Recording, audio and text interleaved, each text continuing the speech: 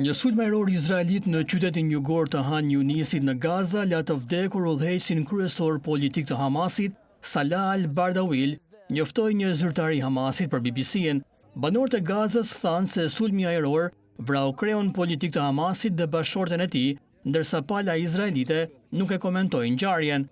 Përmes një deklarate të dielën Hamasi tha se Bardawil, 66 vjeç, po kryente lutjet e mëngjesit me bashkëshorten e tij kur një raket izraelite goditi çadrën e tyre. Babai i 8 fëmijëve, Bardawil ishte një nga figurat më të shquara politike të Hamasit.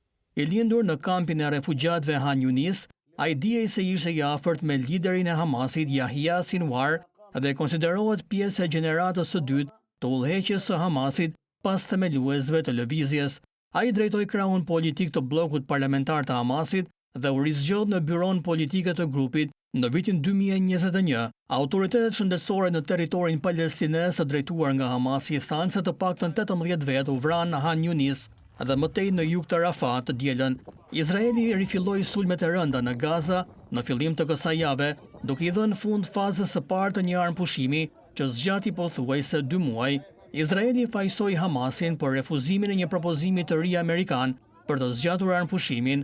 Hamasi nga ana tjetër akuzoi Izraelin për braktisjen e marrëveshjes origjinale të ndërmjetësuar nga Katari, Egjipti dhe SBA. Ai parashikonte tërheqjen e trupave izraelite dhe lirimin e mëvonshëm të pengjeve izraelite dhe të burgosurve palestinez, përveç negociatave për t'i dhënë fund luftës tërësisht dhe rindërtimin e Gazës.